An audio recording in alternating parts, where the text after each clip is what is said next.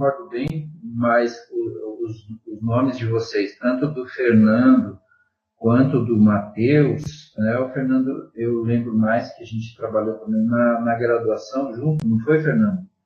Mas do Matheus, também me lembro do seu nome. Eu não sei se vocês já trabalharam com essa disciplina de História e Música comigo aqui na especialização. Só mais para eu saber e me situar em relação a como que a gente vai encaminhar essa discussão. Tá, isso, o Fernando já trabalhou, né? Então, a lógica da disciplina, ela segue um pouco o... Ah, tá. Ok, Matheus. A minha pergunta, Matheus, foi no... Ah, beleza. Perfeito. Já é isso aí. Então, a minha pergunta tem motivo, mas é mais para eu me situar em relação a como vocês conhecem essa discussão. O eixo de discussões da disciplina é o que propõe o próprio livro da disciplina, né? O artigo, o capítulo do volume 3 do livro de História, Arte e Cultura, e ele tem uma subdivisão em 2 capítulos que também está posta, essa subdivisão, ela está posta no ambiente virtual de aprendizagem. Na verdade, eu divido em 2 momentos, considerando o seguinte. A disciplina é uma disciplina que faz uma discussão sobre a questão da música, mas ela é um recorte. Ela é um recorte que é mais voltado para a questão do samba.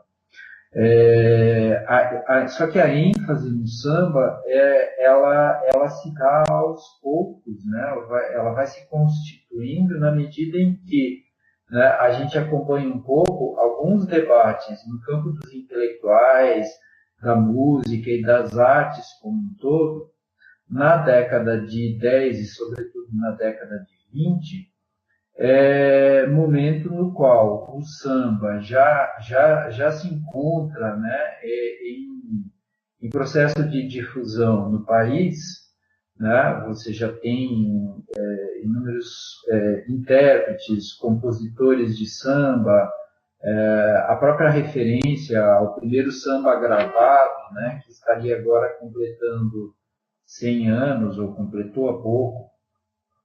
Enfim, mas a década de 20, para chegar à discussão sobre o samba, na medida que o samba depois vai ser considerado um gênero musical que é historicamente pensado, atrelado à questão da própria identidade do brasileiro, da brasilidade, isso mais nos anos 30. Então eu recupero algumas discussões para os anos 20 e elas são potencializadas no modernismo, em especial nas discussões que o Mário de Andrade vai fazer e nas discussões na trajetória do compositor Villa-Lobos. Isso porque, de alguma forma, eu entendo que essas discussões sobre brasilidade, que depois serão enfatizadas a partir com o samba, elas são tematizadas de maneira muito clara e são propostas de maneira muito evidente, né, no âmbito dos pensadores modernistas e, em especial, no caso de um músico modernista, no âmbito da produção do Villa-Lobos. Então, o modernismo tem, nos anos 20, nas suas discussões, essa preocupação com chegar à brasilidade, descobrir a brasilidade, adentrar os sertões e encontrar o que seria, entre aspas, aí, o genuíno brasileiro, né? O homem brasileiro, entre aspas de novo, né?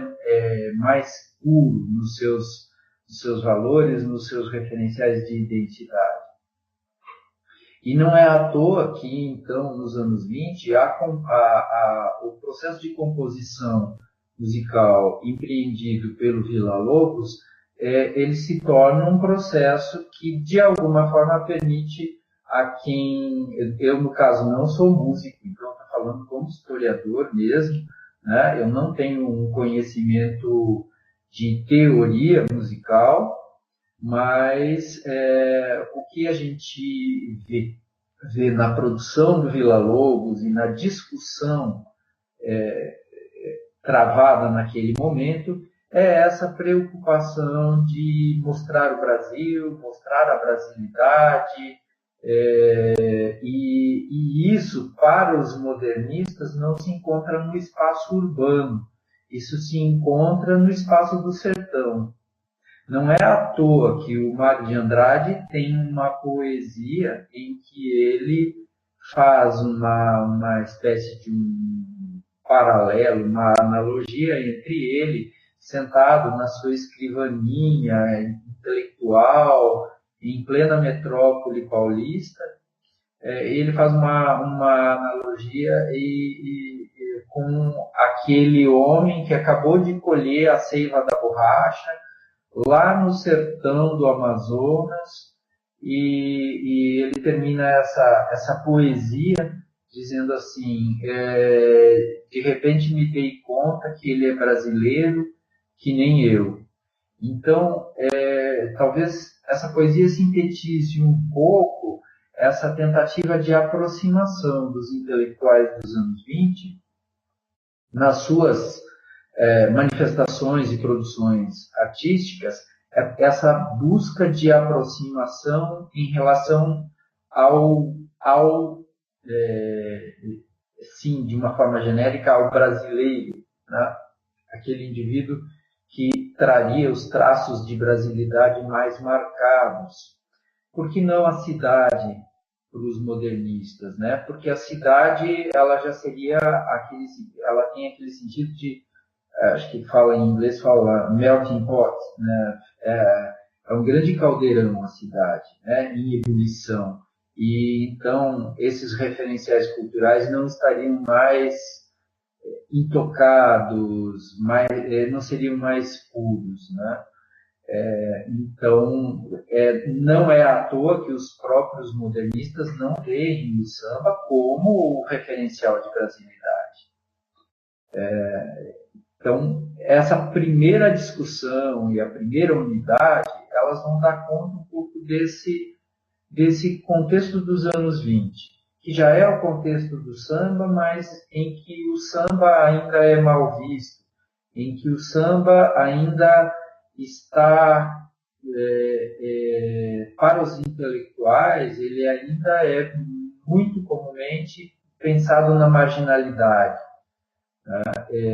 E para as autoridades, muito mais. Né? Porque o samba, ele surge e ele traz, nesses seus primeiros referenciais, aquilo que a sociedade da Belle Époque dá para se dizer assim, de toda a Primeira República, aquilo que a sociedade tinha mal via. Então, o samba é associado à marginalidade, à malandragem, à vagabundagem, né, à recusa aos valores de trabalho. E nesse sentido, os modernistas, de alguma forma, e a gente pode dizer muitos dos intelectuais modernistas, pensadores e tal, ainda que voltados com seus olhos para essa descoberta do sertão, eles são dessa sociedade quatrocentona paulista, né? E então é importante perceber, né? Os modernistas circulam no ambiente das elites paulistanas em especial. E a discussão segue esse contexto e acompanha um pouco esse debate.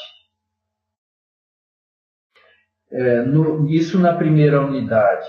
Já a segunda unidade, ao mesmo tempo que ela é um contraponto, né, porque então, se antes, sim, sim, já eu devo mandar os critérios, provavelmente amanhã já, eu estava finalizando, fazendo uma revisão aqui, mas eu já devo mandar para vocês.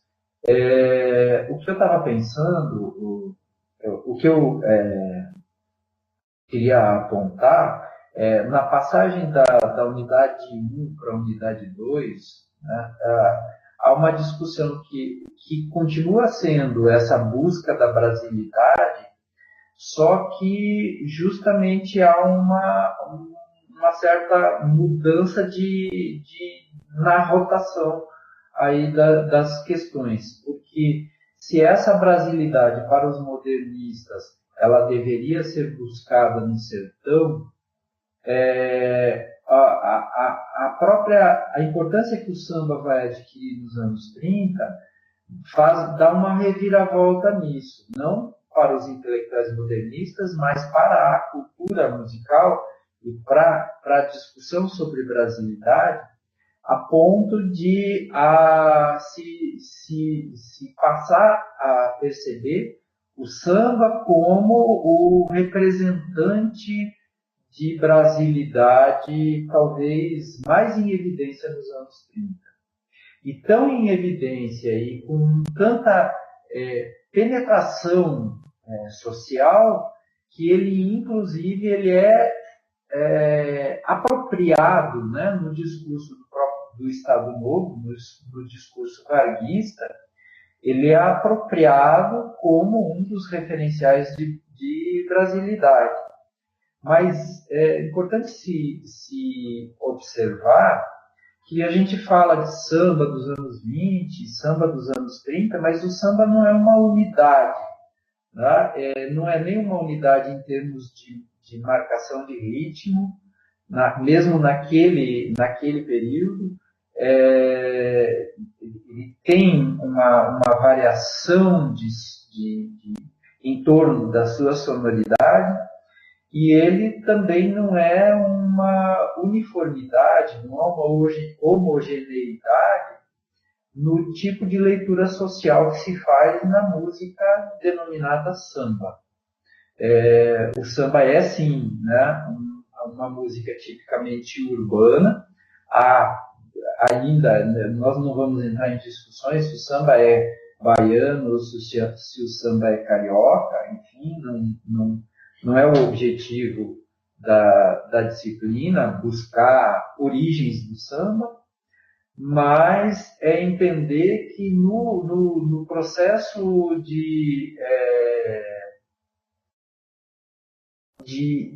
vamos chamar assim, né, no processo até de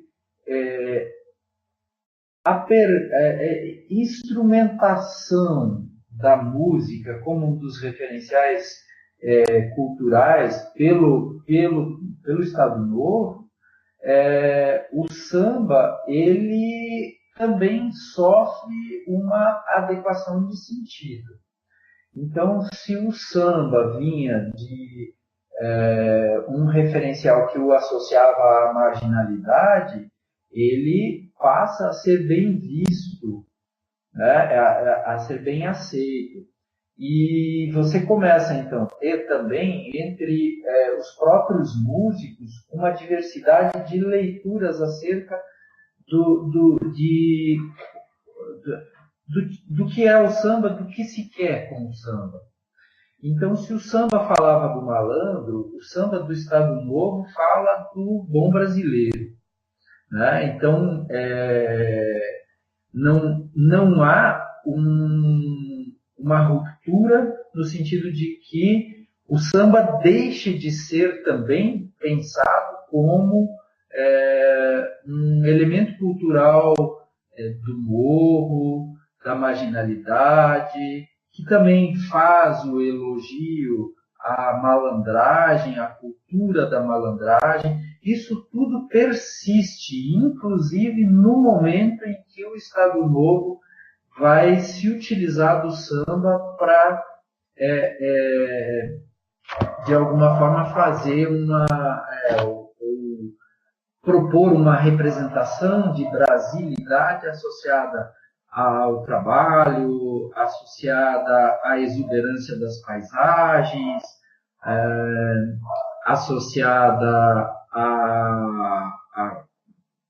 enfim, a uma sociedade harmônica e não conflituosa. Então, esse processo de instrumentalização que o samba vai atravessar ao longo dos anos 30, ele é um processo complexo, ele é um processo com contradições, e ele ainda assim, ele é um processo em que a diversidade de posturas, de leituras e de produção no âmbito do samba ainda está presente e muito marcada.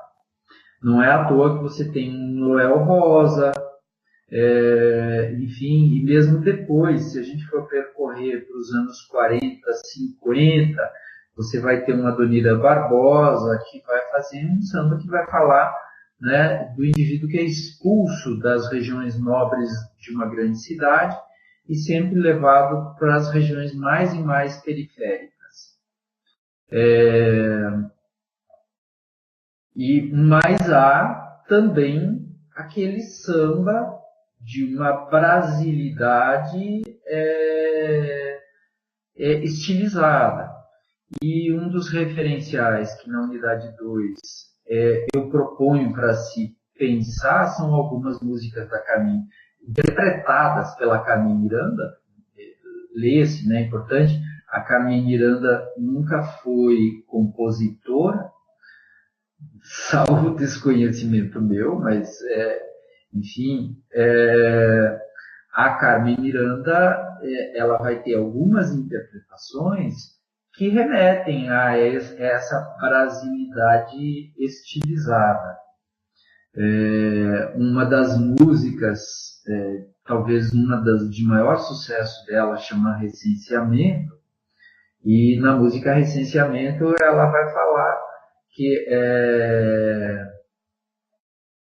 o moreno dela é ordeiro, é bom trabalhador, ele que trabalha no batalhão.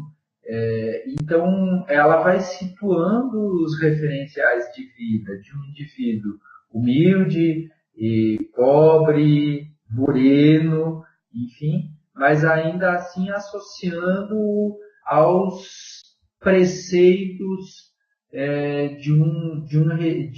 comportamentais e de valores de um regime que é o do Estado Novo também. O esqueleto é o mesmo das edições anteriores, da última pelo menos, né? Até porque a base é o artigo, o capítulo do livro História, Arte e Cultura. Tá? Mas sempre tem, se vocês forem olhar na disciplina, tem muito material complementar que pode ser trabalhado pelos alunos, o que dá uma margem bastante significativa para os alunos fazerem trabalhos avaliativos, não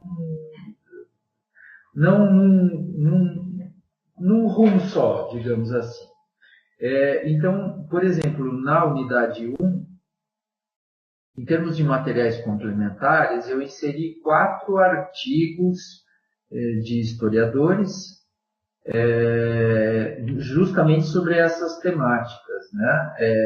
Intelectuais em modernismo, musicólogos, folcloristas que vão buscar, entre aspas, descobrir o sertão do Brasil, a questão da música na Primeira República, e mais um texto bem específico nos complementares, eu estou referindo, sobre o Villa-Lobos e essa questão da cultura cívica.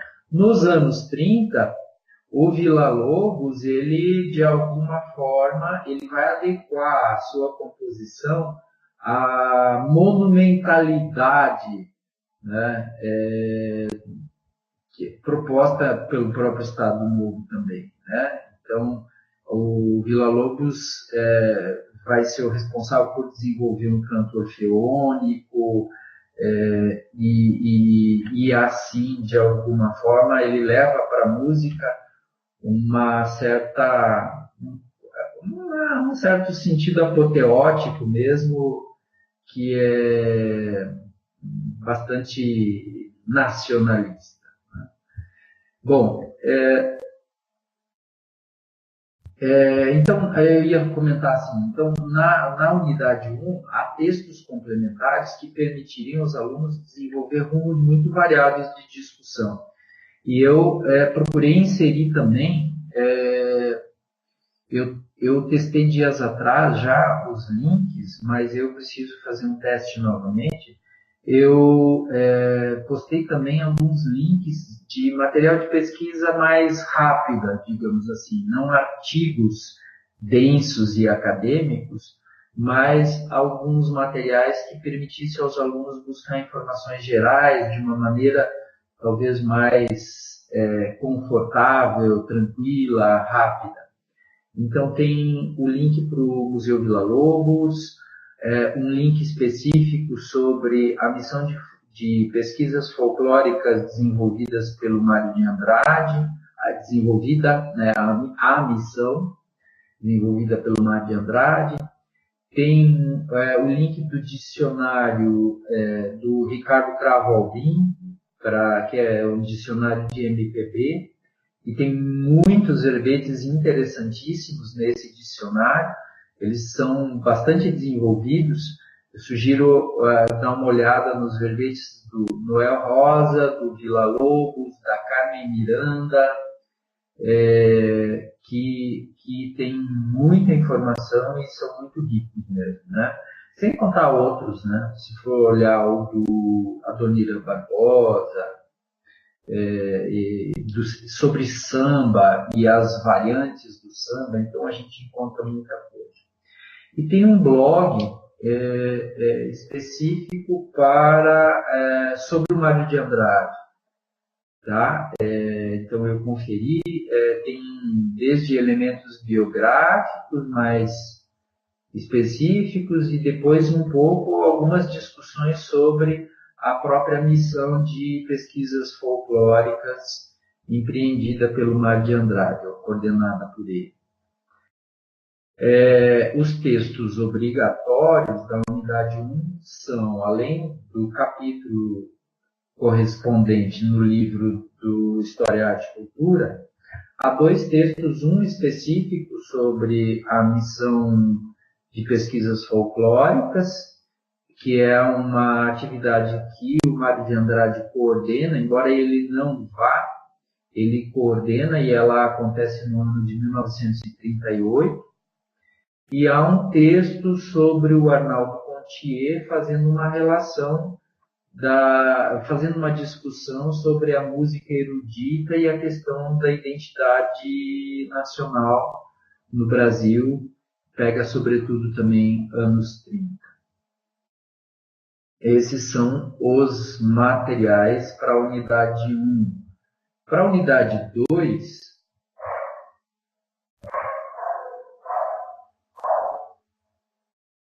que bacana, Matheus. Eu vi agora aqui que você postou, eu estava com um arquivo aqui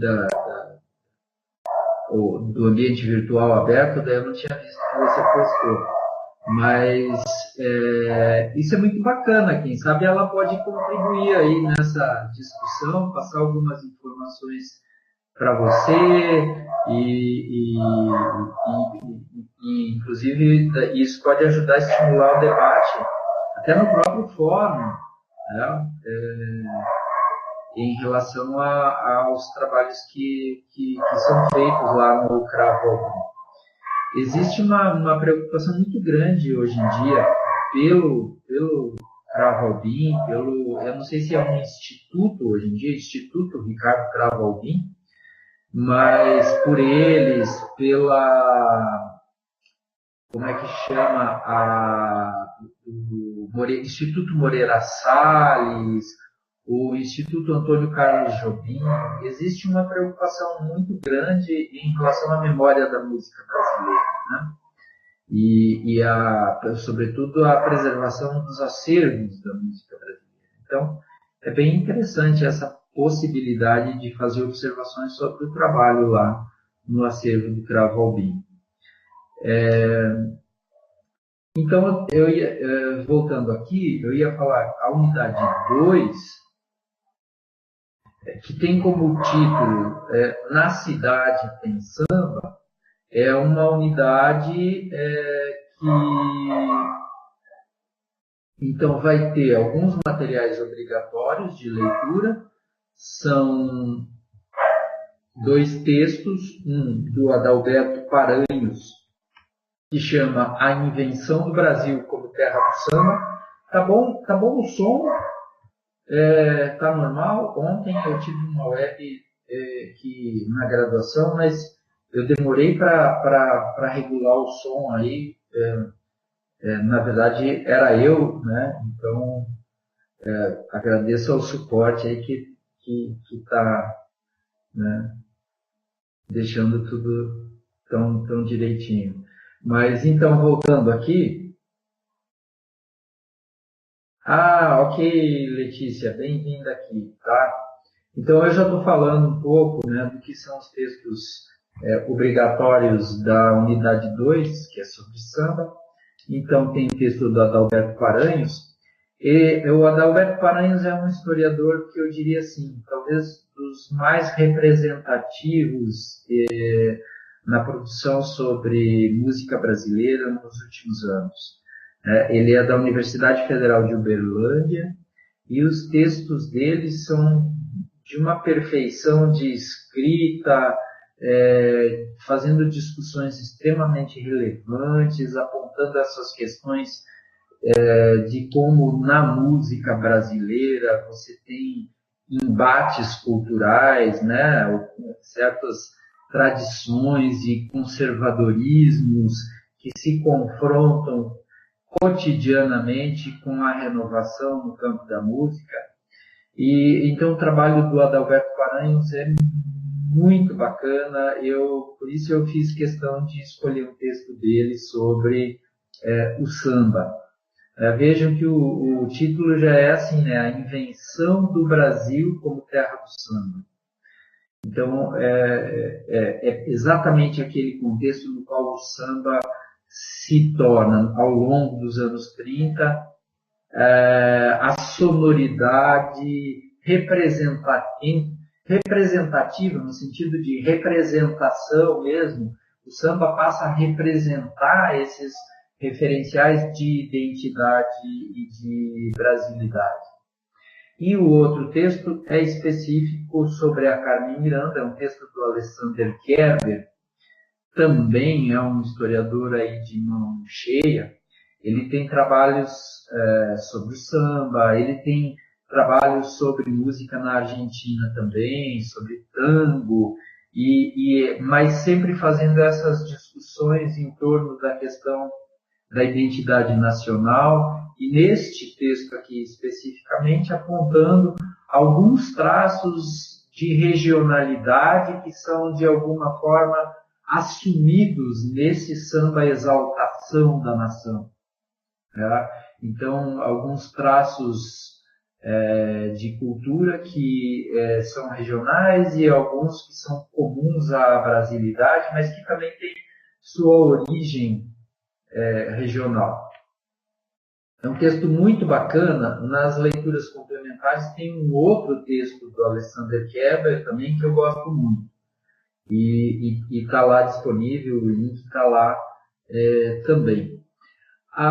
No material complementar, eu já inseri mais coisas nessa unidade 2. O material complementar tem os textos acadêmicos, então temos 2 textos da Maria Isilda Santos de Matos.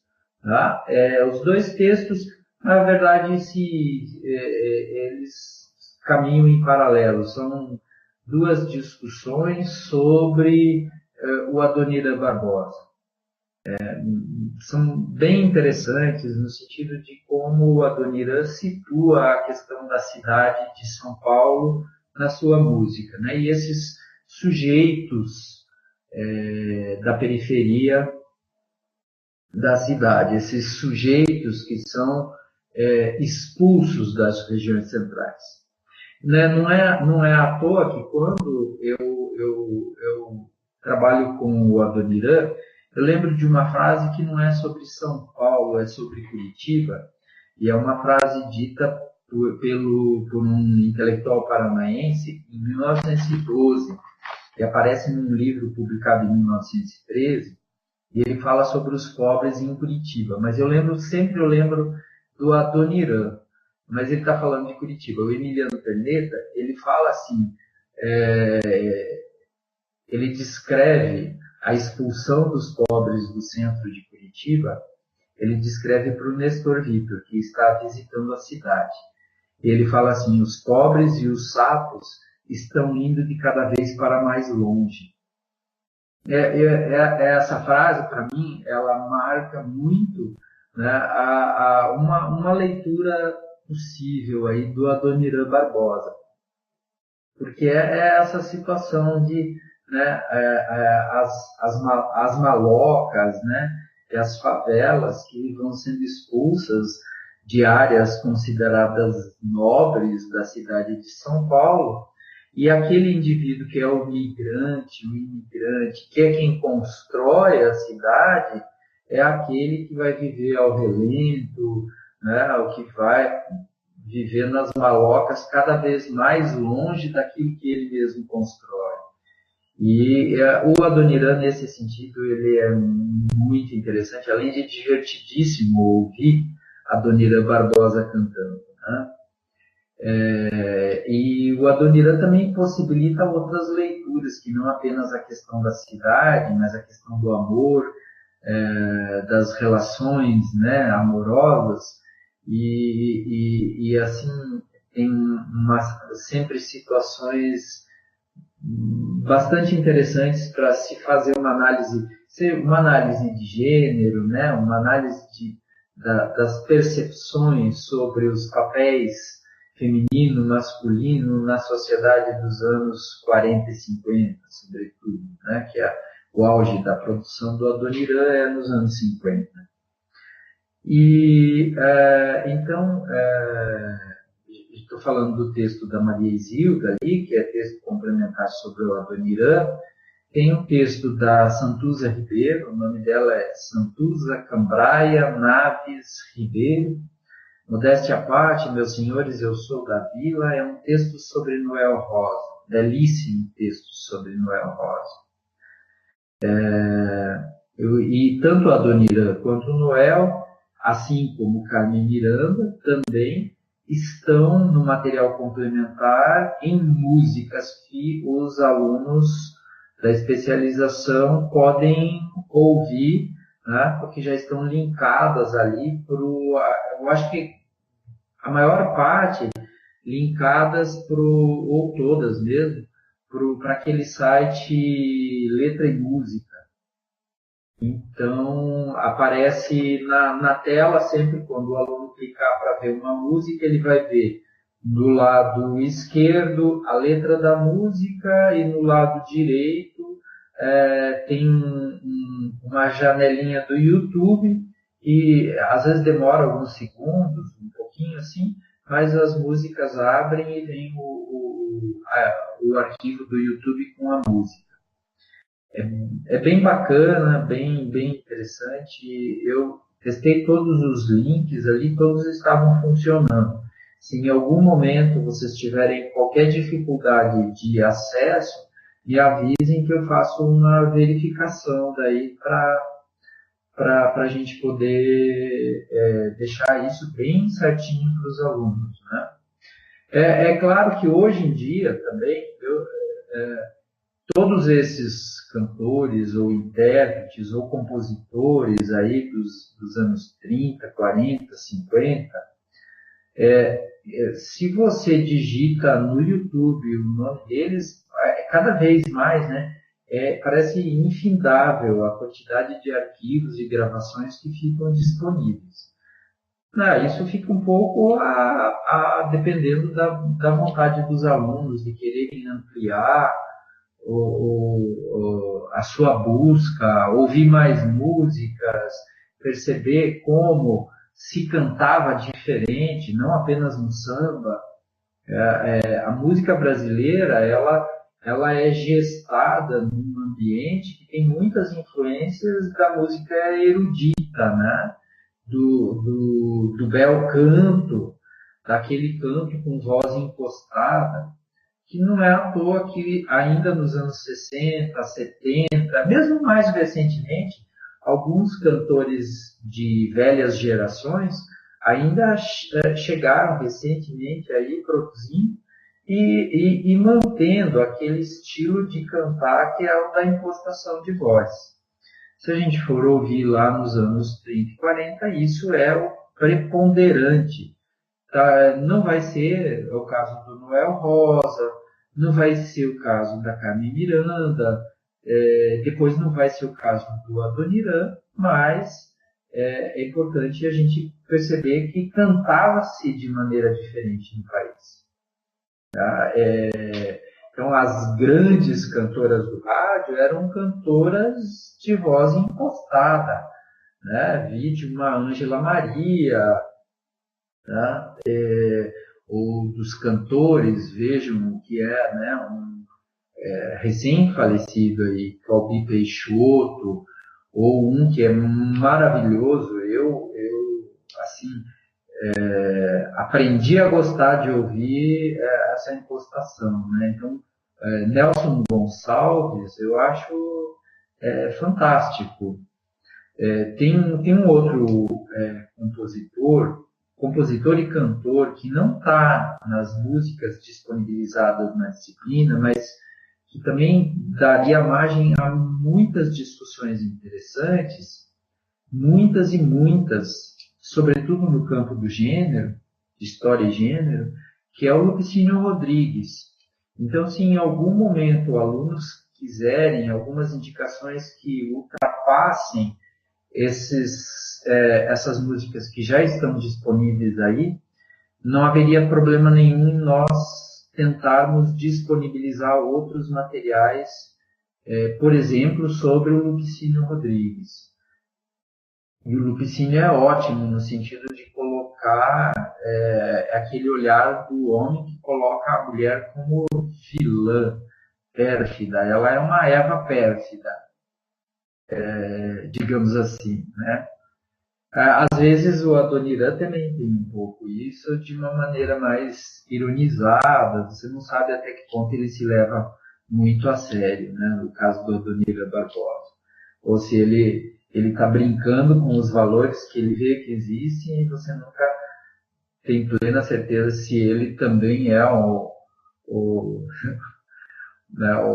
leitor, o crítico da Eva pérfida, ou ele é o observador desse panorama cultural do Brasil dos anos 40, 50.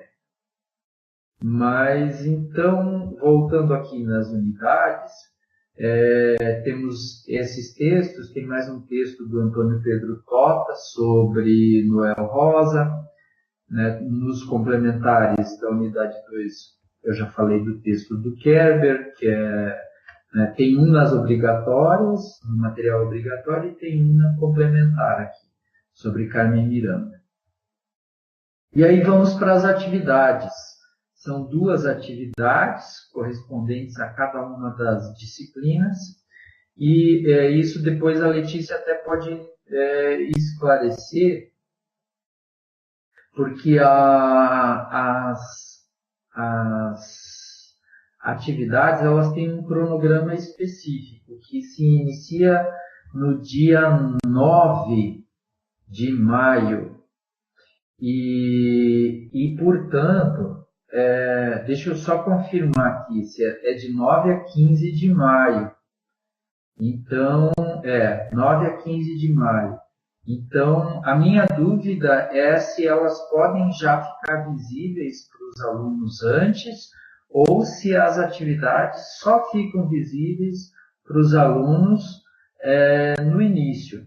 Então tá, Letícia, essa era uma dúvida que eu fiquei, porque eu pensei assim, né, não vejo nenhum impedimento do aluno já começar a pensar as atividades e relacionar as leituras e tudo à atividade que ele vai ter que desenvolver, embora ele tenha um período lá na frente específico para fazer as postagens dessas duas atividades. Tá. Uhum. Mas então tá, eu logo em seguida hoje já deixo as atividades com essa liberação para os alunos. Enquanto eu estou falando com vocês, eu já, na verdade, já estou mexendo aqui e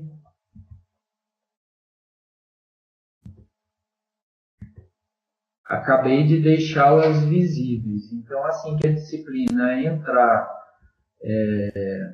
no ar, digamos assim, na web, para os alunos, eles já vão conseguir ver as duas atividades. As datas são iguais para uma e para outra. Considerei aquele período lá. Não estão visíveis porque eu acabei de mexer. Veja novamente lá, dá um F5, Letícia, faz favor, para ver se agora com essa edição que eu acabei de fazer aqui enquanto falava com vocês, se já aparece. Se não aparecer, ainda é uma questão de data lá que eu tenho que alterar então, tá?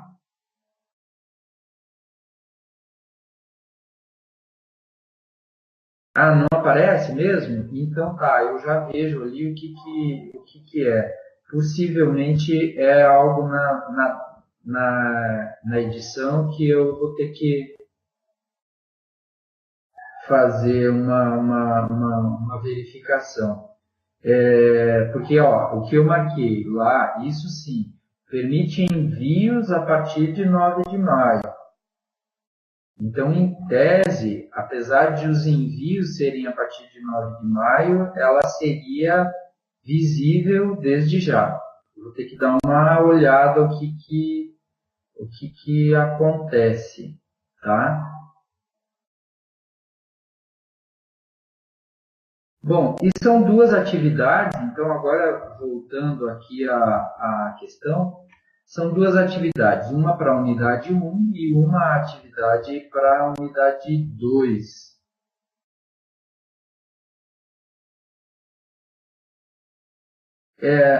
Isso, mas só, então, estou vendo aqui a sua postagem, Letícia, uma dúvida. Se o aluno quiser postar antes, a partir do dia 25, ele já pode? Ele pode. Então é isso. Como eu acho que eu deixei a postagem a partir do dia 9, então talvez por isso não esteja visível. Eu faço a alteração logo na sequência e a gente já deixa isso equacionado. Tá bom? Então, aí para mim fica tranquilo quanto a isso. E daí, mais uma vez, ressalta-se a importância de vocês terem os critérios para avaliação das duas atividades. Tá? E eu queria começar pela atividade 1, que enfim, ela retoma no cabeçalho da atividade, retoma o material de leitura obrigatório, que é o texto do Arnaldo Pontier, o texto da Flávia Toni e o livro de História, Arte e Cultura, né, o capítulo correspondente à unidade 1 de História e Música, e propõe ao aluno uma reflexão em torno dessas questões. E aí os critérios que eu vou enviar para vocês, eles estão bem detalhados no sentido de que né? Tem o momento de se fazer uma valorização da construção textual pelos alunos, tem um momento de se pensar elementos propriamente, vamos chamar assim, de conteúdo, e eu acho que, sobretudo, é uma questão que vai propor ao aluno fazer uma articulação entre música, modernismo, identidade nacional, ou mesmo música, modernismo e brasilidade, tá? Então, eu fui talvez até detalhista demais no sentido de dizer, se o aluno detalhar a discussão, isso pode valer mais 5 pontos. Eu não sei se vocês costumam seguir esse tipo de parâmetro detalhista nos critérios de avaliação de disciplina. Eventualmente a gente pode ainda tentar esclarecer melhor esses aspectos. Então, assim, eu acho que tem um conjunto de discussões nesses textos que o aluno pode contemplar na questão. Eu não li a questão porque é uma longa questão. Eu tenho mania de fazer questões longas, mas eu posso ler para vocês, já que vocês não têm ela visível. E é assim: segundo a análise de Arnaldo Pontier, as propostas culturais do modernismo no Brasil apresentavam contundentes críticas ao eurocentrismo característico da cultura da Belle Époque. O renomado modernista Mário de Andrade teve uma atuação fundamental nesse contexto, defendendo um projeto de redescobrimento do Brasil pelos intelectuais, que foi uma proposta de pesquisa das manifestações do folclore brasileiro. Isso ainda não é a questão, é uma observação no cabeçalho da pergunta. Aí vamos lá. Dentre os diversos campos da produção intelectual modernista, um destaque foi dado à discussão sobre a música brasileira. Nesse sentido, e com base nos artigos tais, que são as leituras obrigatórias, elabore um texto destacando como a questão da música brasileira foi problematizada nessa produção intelectual modernista, especialmente no que diz respeito à formação de uma identidade cultural nacional. À primeira vista pode até parecer complexo, mas todos os textos conduzem para esse elemento, que é a relação do modernismo com a questão da brasilidade. Então, eu não vejo, no primeiro momento, qualquer motivo para preocupação em relação à possibilidade de responder bem a esse questionamento da disciplina. Então, o aluno vai encontrar nesse material reflexões sobre o Mário de Andrade, como o Mário de Andrade pensou o folclore brasileiro, as propostas do Mário de Andrade, a pesquisa do folclore, a busca dos referenciais de brasilidade, a própria discussão em torno da construção de um discurso sobre identidade nacional. Tem um lado prático, que foram as missões de pesquisa folclórica do Mário de Andrade, que pode ser bastante explorado aí pelos alunos. Que mais ainda?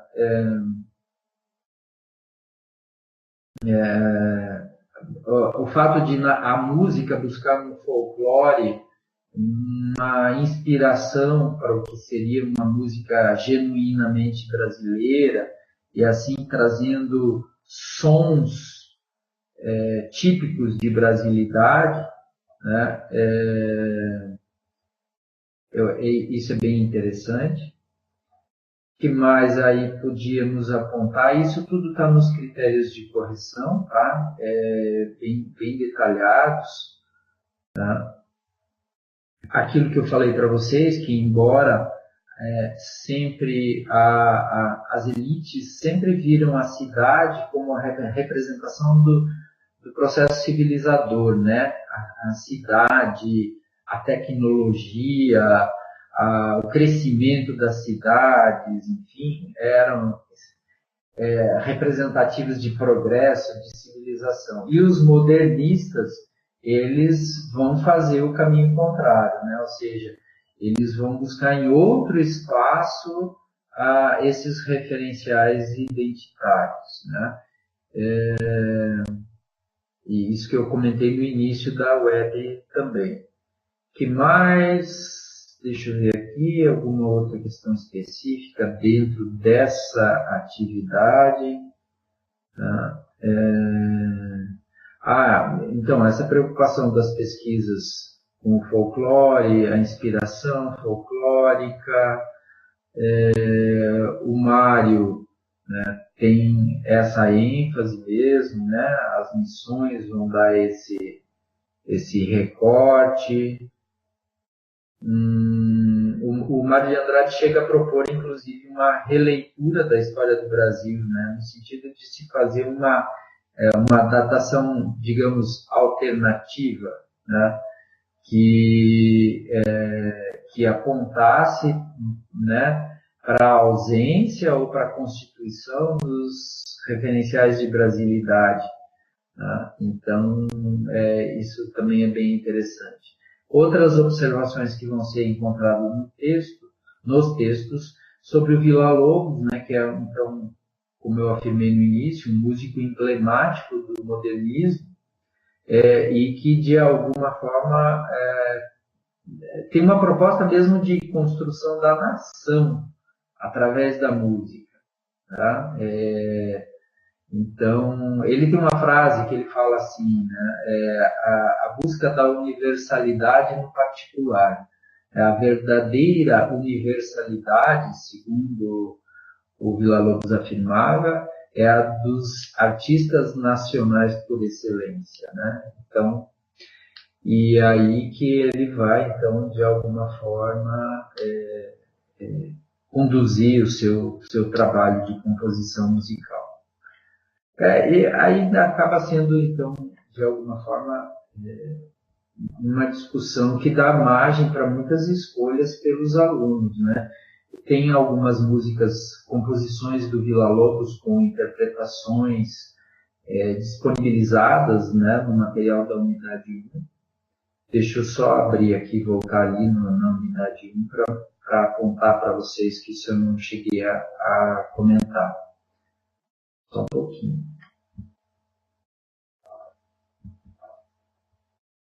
Materiais complementares, além dos textos nos materiais complementares dos sites, então a gente tem 3 links para ouvir Villa-Lobos, 3 ou 4 links para ouvir Villa-Lobos também, tá?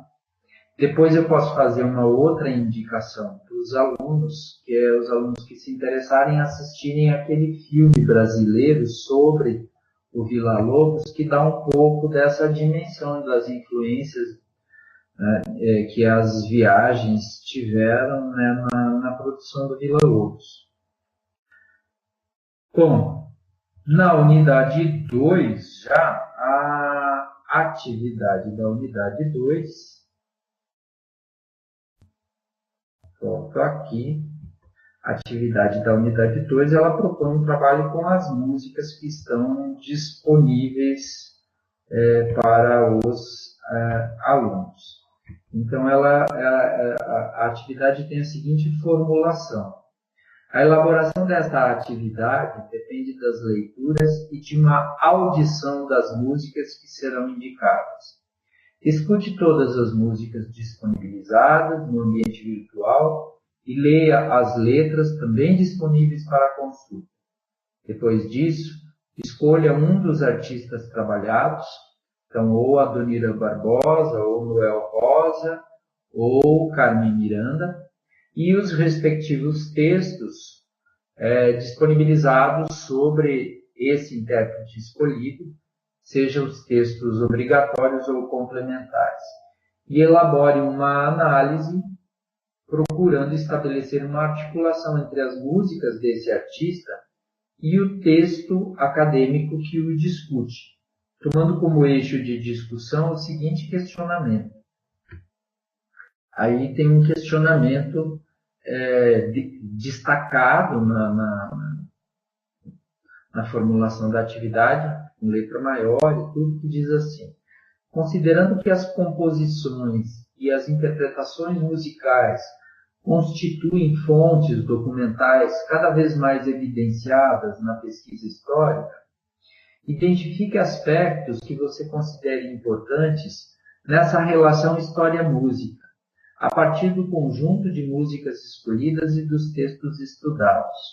Então, o que se propõe é que o aluno relacione efetivamente as músicas.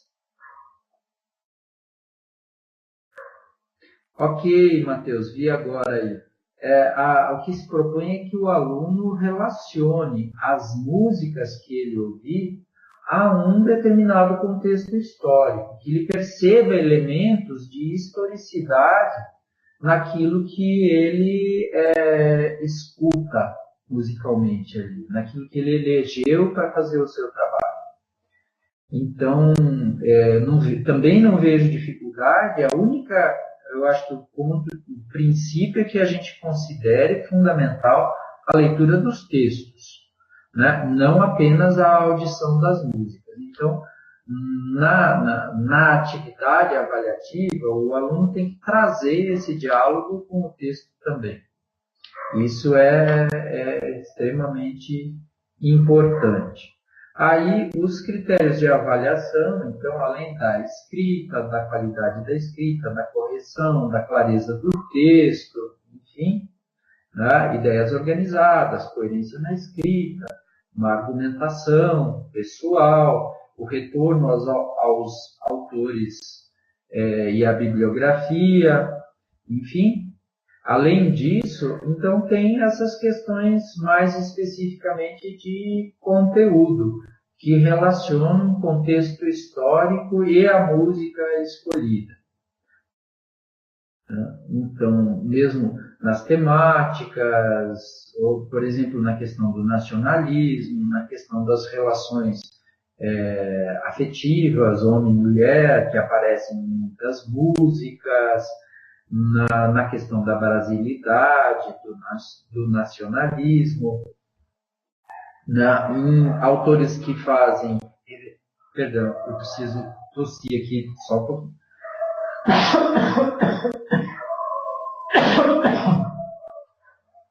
Desculpa, não sei se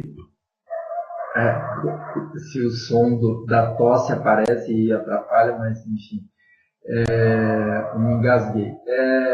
E assim, você tem Noel Rosa falando de malandragem, falando de boemia, falando do morro, né? E fazendo contrapontos sobre formas de viver. Você tem a Carmen Miranda falando também, né, do nacionalismo, do amor ao país. Tem música dela que ela faz assim, um comparativo entre o samba e o tango, né, puxando a sardinha para o samba. São elementos que apontam para essa brasilidade presente no campo da música e dessas músicas em específico. E aí eu acho que então a referência aos trechos de música, eles são elementos que contam na avaliação, né? O aluno ser claro naquele diálogo com o documento que ele elege para essa análise de momento. Não são atividades que cobrem textos longos da parte do aluno, mas que cobrem uma reflexão, que você veja que o aluno leu o material, que o aluno se interessou em ouvir as músicas, que ele conseguiu fazer uma escolha de músicas e justificar o porquê ele fez essa escolha. Então, acho que esses são quesitos fundamentais nos critérios de avaliação. E sempre também essa ideia de que o aluno tem que deixar claro que fez um diálogo com o material bibliográfico disponibilizado. Eu creio que é isso. Eu estou aberto para as dúvidas, para as questões, e eu vou só depois então tentar fazer essa edição das atividades para elas ficarem disponíveis desde logo para os alunos e para vocês. E eu queria, depois precisava confirmar, até a Letícia ainda está online, Letícia, porque no e-mail a secretaria mandou um e-mail sobre essa web dos tutores, acho que para 8 pessoas. E hoje só Fernando, Letícia e Matheus assistiram. Para eu saber para quem eu mando os critérios, ou eu mando para a secretaria e você repassa daí, pode ser? Para eu não mandar para alguém que não deva ver os critérios, senão ainda passa besteira, né?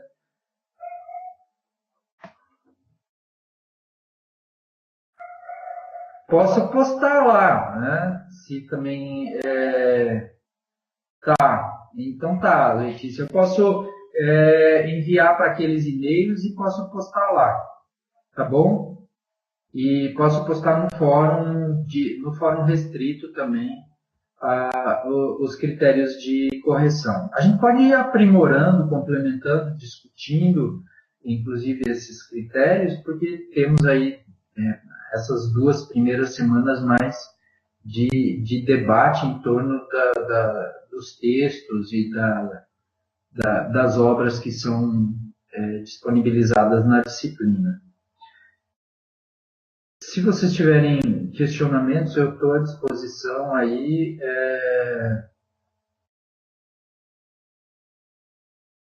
Tá. Isso é legal, Letícia, para eu saber quais são os polos e qual tutor, essa correlação mesmo, né?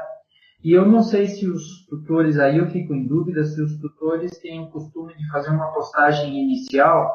Na graduação a gente fazia assim, cada tutor que é responsável por um polo faz um link de postagem inicial no fórum para os alunos daquele polo postarem ali. Isso é algo que é interessante, mas eu não me lembro mais se na especialização também é feito nesse sentido, ou como que é feito.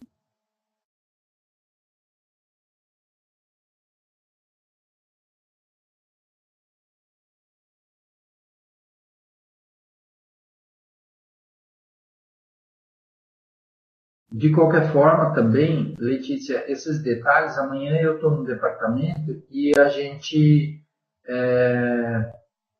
gente pode conversar mais sobre esse encaminhamento. Mas eu quero ver se então eu já mando os critérios hoje para aqueles endereços de e-mail e amanhã já posto lá no fórum também, tá? Vocês tiverem mais alguma questão,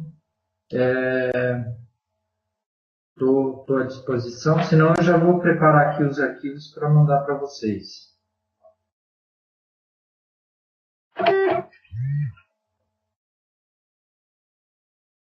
Ok, então, obrigado então, tá, por vocês participarem aqui da web e eu estou à disposição para qualquer dúvida ao longo do período. Esse e-mail do qual eu vou enviar os critérios é o meu e-mail de uso regular. Então, se vocês postarem ali ou no fórum restrito, eu sempre acompanho lá também, né? Hoje mesmo olhei para ver se já tinha alguma coisa lá no fórum de tutor e professor. Mas aí ficamos assim, então. E Letícia, só mais uma pergunta. É o suporte mesmo que abre a disciplina para os alunos ou como que funciona? É o suporte. Certo, perfeito então. Eu só vou então rever essa questão da atividade para... Não, da minha parte está autorizado a partir de amanhã de manhã, não sei como é que eu faço para dar esse ok para eles. Mando um e-mail para o suporte. Tá bom, perfeito então. Tá. Obrigado, tá? Para vocês, boa noite. E semana que vem, deixa eu lembrar aqui, Letícia, a data, eu anotei aqui a data da web com os alunos. Você confirmou no e-mail, só que agora o papel não está na minha mão aqui para eu saber, mas eu sei que é ali dia 2, 3, bem pertinho agora, né? Que não tinha dado certo aquela primeira data que a gente agendou, mas daí acho que ficou para quinta-feira. Estou procurando aqui para a gente confirmar entre nós aqui.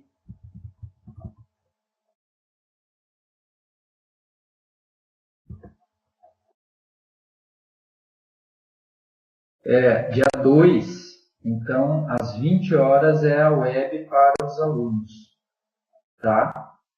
Então, ficamos assim. Quem que passa essa data para os alunos? Podemos postar no fórum, Letícia? Na graduação tem uma aba lá, webconferência, né? Eu vi que aqui na pós não tem essa aba. Ok, perfeito. Então tá jóia. Obrigado para vocês, tá? A Letícia já saiu. Fernando, muito obrigado, boa noite, tá? O fórum também, eu vou postar lá para lembrar eles e aí a gente vai conversando, tá? Boa noite para você. Obrigado. E obrigado ao suporte aí, deu tudo tão certinho. Perfeito aí o acompanhamento. Muito obrigado. E boa noite então.